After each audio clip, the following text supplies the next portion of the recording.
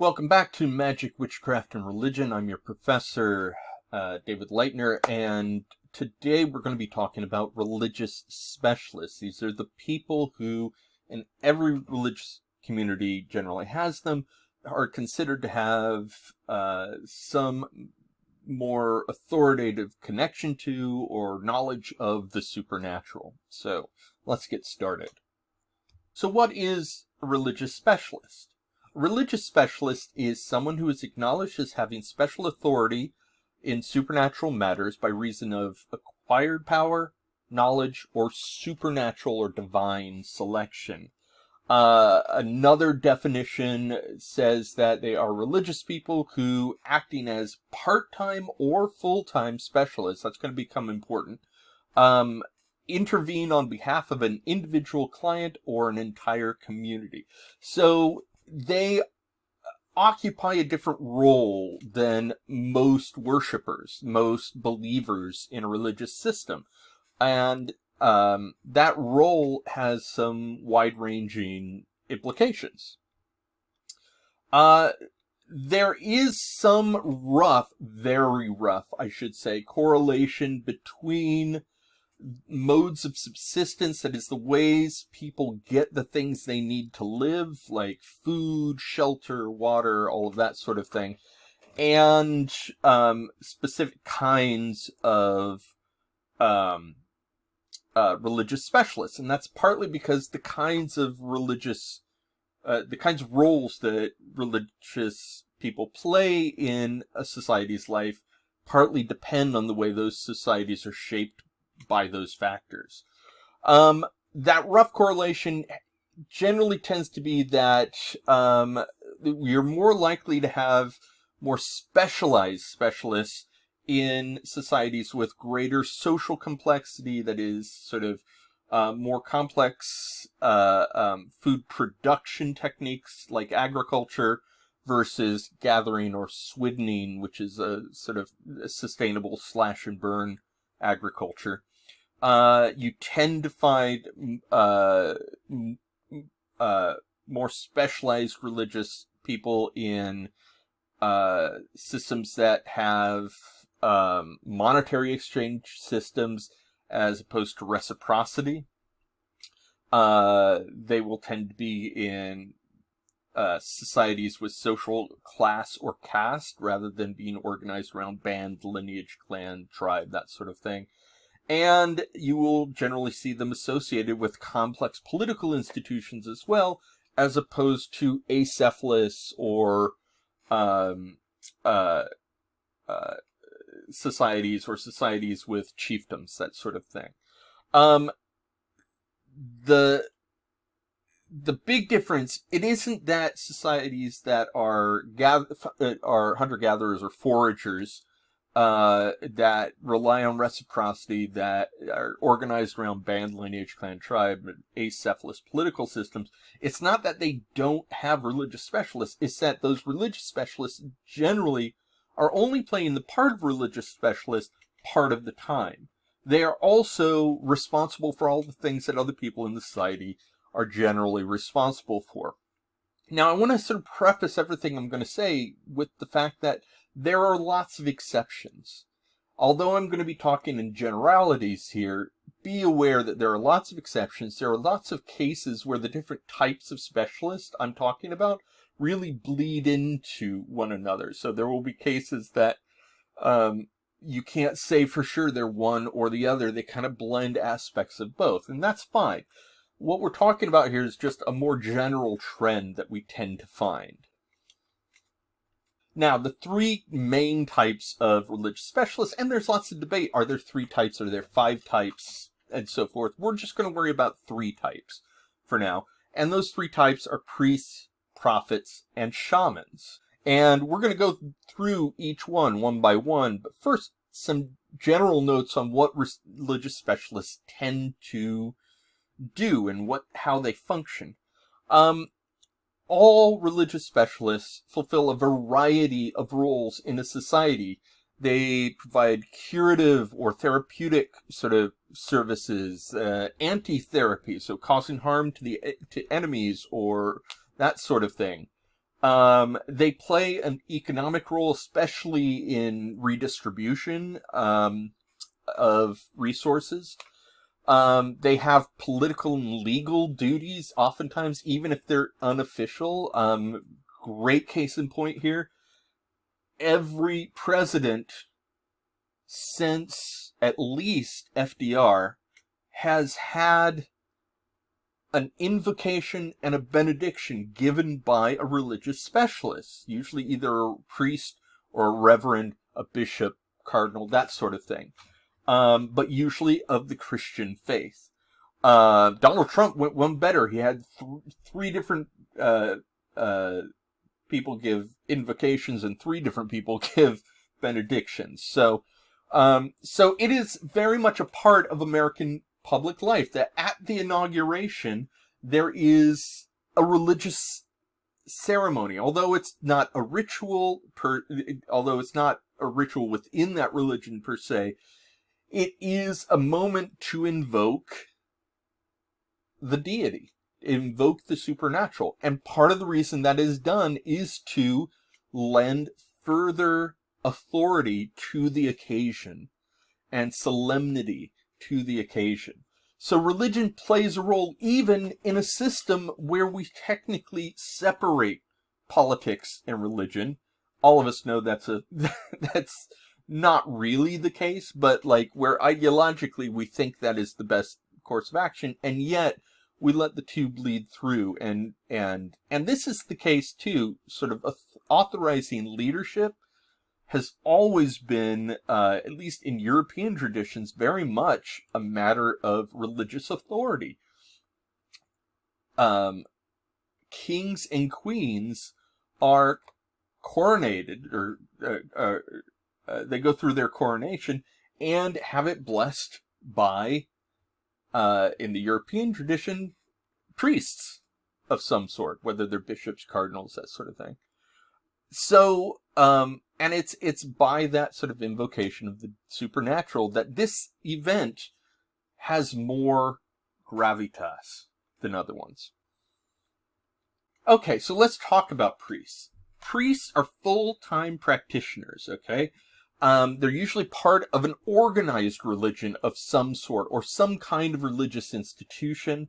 That institution in some way grants them that authority through study and practice. Okay, so they don't necessarily have, that doesn't necessarily mean they're not in touch with the divine, but they're not necessarily controlling it directly. Okay.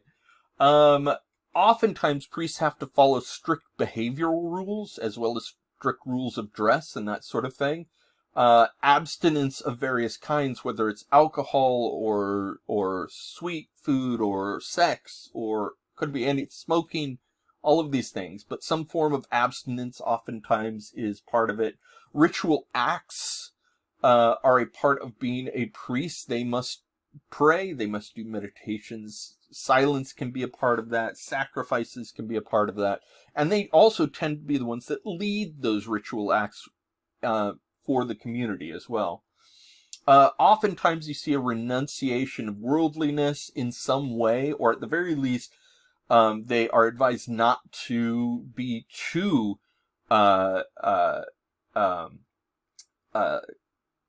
given over to greed and the material conditions of the world. But they are, most of all, whatever right behavior is defined as, they are held to that. They are expected to avoid wrong behavior or sin. Now, the degree of control over supernatural varies, but they tend not to be sort of directly causing the supernatural to do things necessarily. You don't necessarily, you go to your priest for a blessing and as an intermediary, usually between you and the divine, but it is recognized that the priest is just, oftentimes, although they're a specialist, they may have a better chance of catching God's attention. They may not always be able to get you what you want. Now, there are lots of examples of priests in different religions. In Haitian voodoo, you have mambos and hungan. I'm sure I mispronounced those because I don't know Haitian Creole. But they are the respectively female and male priests of the voodoo religion. This is, in fact, actually is a picture of the initiation of priests in the New York area who are rising to that rank now, who are now have the authority to do all the things that priests do. Christian pastors, priests obviously come to mind, Muslim imams, rabbis, although I should note that within rabbinic tradition, within Jewish tradition, rabbis are not technically priests because priests were had specific duties at the temple in Jerusalem. The second temple fell in, I think, 79 AD, right around then. And so there are no priests anymore technically. But for our purposes, our definition, rabbis often occupy a similar role in society. Now, prophets also are full-time practitioners. They might come out of an organization, though oftentimes they come out randomly from the public as well. Regardless, they will usually be founding a new belief system or a new version of the existing belief system, oftentimes claiming that they are returning it back to its roots or purifying it in some way. Their authority does not derive from long years of study, but rather through ordination by the divine. That is, the divine or the supernatural has chosen them in some way, and the prophet has in some way demonstrated that. And so charisma is usually a quality that you find in prophets. The ability to motivate large groups to this way of being and these beliefs. The prophet, there's a fuzzy line between whether prophets are avatars of their deities or supernatural forces, or whether they are simply vessels. Though usually, even when they say they are avatars, they are a sort of lesser version, they're an earthly version of that divine entity.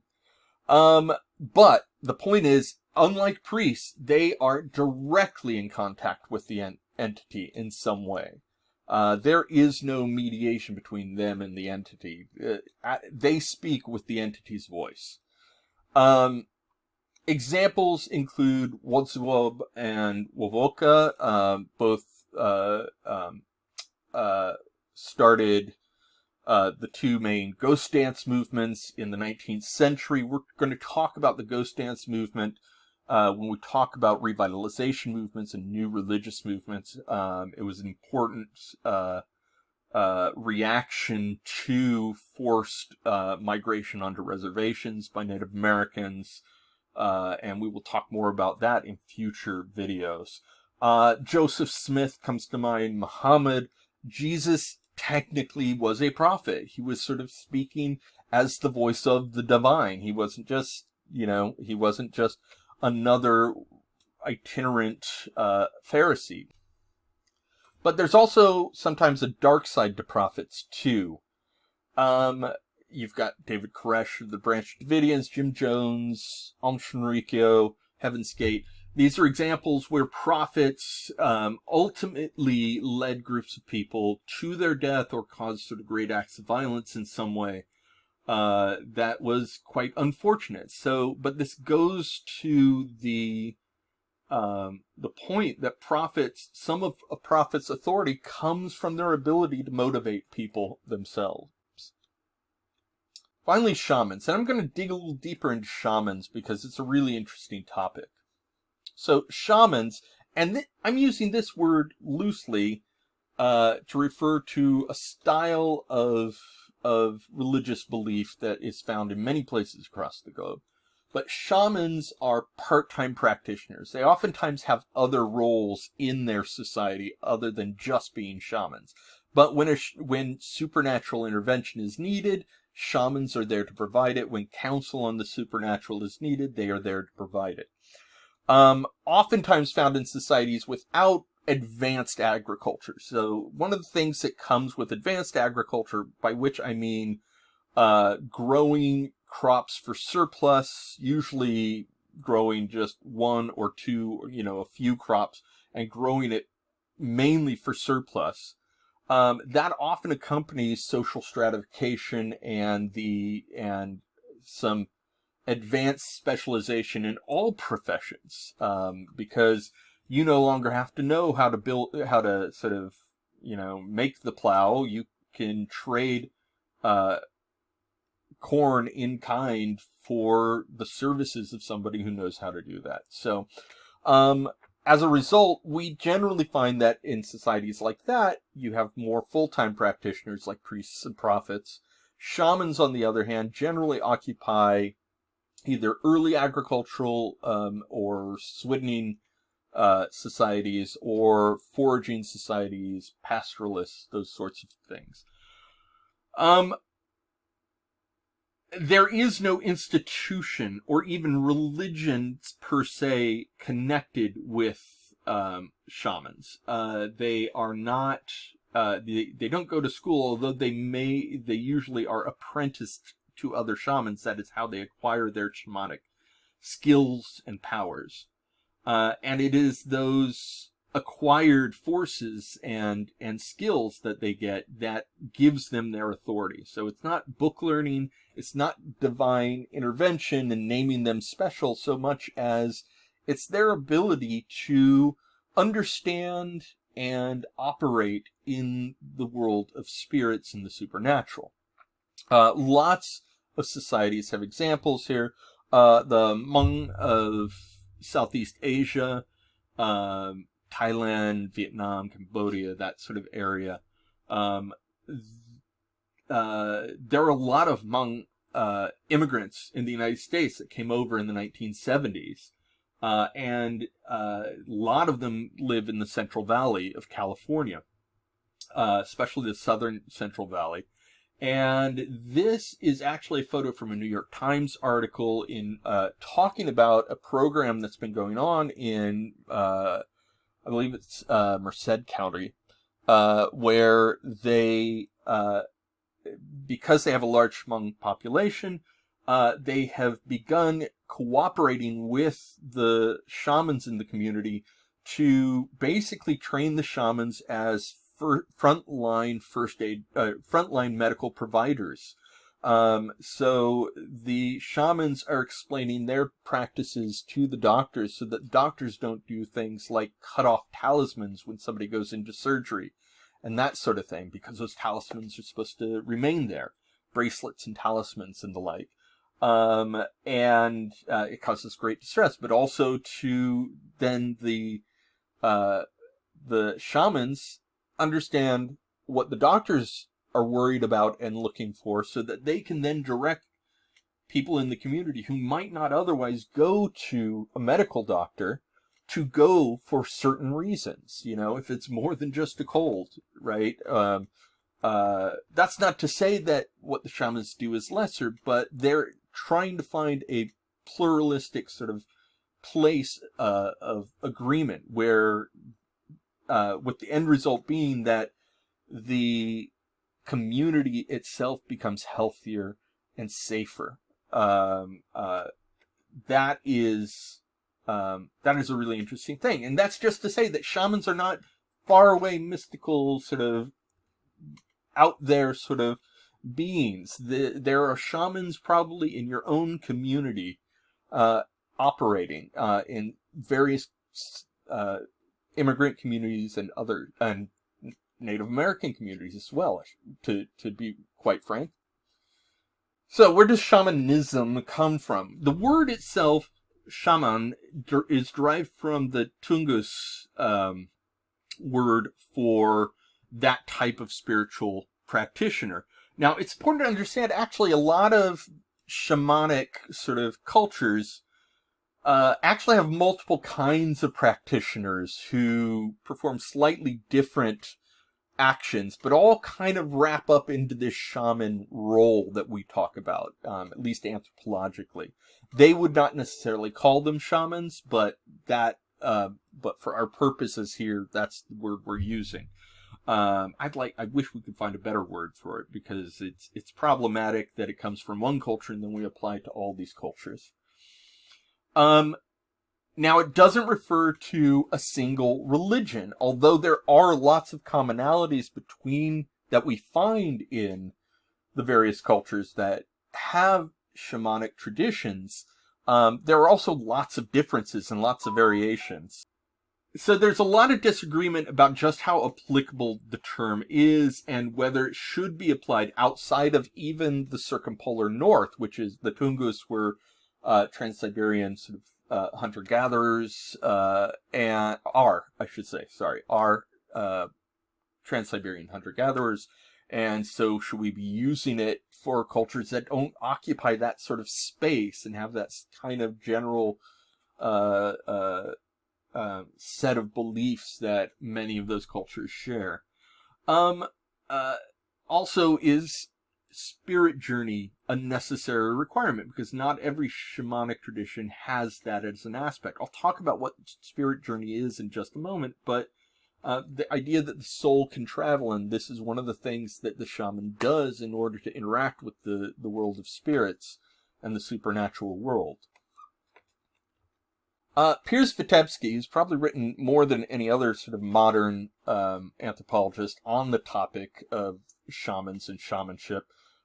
He prefers the term shamanship to shamanism. Shamanism implies a belief system. Shamanship implies that it's a vocation. There's a kind of set of skills or personal dispositions that can be developed on. And that acknowledges the fact that in most cases, shamans have to be apprenticed to other shamans to become a shaman. So in that respect, shamans are looking for certain things in their apprentices, usually signs that perhaps they are already a little more in tune with the spirit world, or will be able to handle this and some of the demands of the job, because in fact, actually, it is quite demanding, as we'll find out. Shamanic beliefs. As I've said before, specific traditions vary from place to place, but there are some general common themes. Usually, the belief systems are animist in very broad sense of the word. Animist just simply it comes from a ancient Greek word, animus, which actually just means wind, or breath, but in this sense, we would equate it to the idea of soul or spirit. In animist religions, animist belief systems, everything possesses a soul or an essence of itself. That is, there is something that gives this pencil its pencilness. All right? It makes it a pencil in the world and not something else. There is something deep inside of it. And this idea of essences isn't sort of brand new to European thought. Ancient philosophers in Greece and Rome sort of talked about essences. In fact, actually, essences was a core sort of foundational belief in the Aristotelian sort of version of Christianity that held sway up through the Middle Ages in Europe. But this idea of essences is that something gives a thing its thingness. All right, a bear has something that gives it its bareness. A tree has treeness, right? That sort of thing. And this soul, spirit, those are all loaded terms, so it's important to understand. We're talking very, very broad sort of energy. You can think of it as the force, but these things have consciousness in a way. In other words, if you they experience the world, and they experience what you do with them and to them, which means you need to be highly aware and treat them like people. Don't disrespect them, or they might retaliate in some way. great example of this would be, say you have a knife, and it's a great knife. You use it for hunting all the time, but you don't take care of it. You leave it outside in the rain. You chop with it when you shouldn't. You should be slicing, using it on the wrong kinds of materials, and so it's constantly sort of getting dull, and the handle is looking pretty bad. Well, someday you're going to go out, and that knife, in retaliation, is going to choose to break when you need it the most. And it will do that deliberately at the worst possible time. And when it does do that, you know it was the knife that did it, and you know it did it in retaliation. Okay? Because the knife itself has a soul. It has personhood. You disrespected it as a person, and so now it's getting back at you. That is the kind of thing that an animist an animist belief system might believe in. I am grossly overgeneralizing this too. People's belief systems in these sort of shamanic traditions are very particular to their cultures. And so you want to be careful before drawing any sort of conclusions about specific cases from what I'm talking about here. But these are some of the larger commonalities that we see. Another sort of theme is, as I mentioned before, spirit journeying, but also music and rhythmic sound is often a part of it. Not always, but often. And in fact, actually, certain shamanic traditions, it is songs themselves that cast the magic, as it were, that cause spirits to do the things you need them to do, either driving them away or bringing them in, asking them to do favors, that sort of thing. And it is the song itself, and you learn the songs so that you have them as part of a toolkit. Spirit journeying. Okay, so this is a quote from the Vitebsky article that we're reading this week. The shaman's journeys allow him or her to perceive the true nature or essence of phenomena, to understand how this is implicated in the causation of events in this world, and to act upon this understanding in order to change undesirable situations and sustain desirable ones. So let's take that piece by piece. Whenever you got a long quote like this that seems important, break it down. So let's do that. Okay, the shaman's journeys allows him or her to, here's the first important thing, it allows them to perceive the true nature or essence of phenomenon. So the idea here is there is a veil in the ordinary sort of everyday world. And if we step just beyond that veil, we will see the true essences of things all around us. The spirits, as it were. This is the shaman's main job, and why they, when they do spirit journeys, this is what they are doing and what they are seeing. Now they do this to understand how those essences are implicated in the causation of events in this world. So this spirit world is in many ways another version of this world. It maps onto this world. And so the things that happen in that world will have effects out in this one as well. Things can cross over either as echoes or directly across this veil. And then the shaman's job is to act upon this understanding, to act upon the information they gain from spirit traveling, and they will use this to either change an undesirable situation or to keep a good one going. All right? So that's it. That's why spirit journeying works. That's how it's done. That's the justification for it. Now, finally, I want to talk a little bit about the article that we are reading this week, The Dark Side of the Shaman by Michael Phobes Brown. This is an article that starts off with an observation about he writes it in the 1990s, I believe, and starts off with an observation about this rising popularity of shamanism in New Age and alternative healing circles, that sort of thing, in the United States. We're particularly aware of this in California, I think.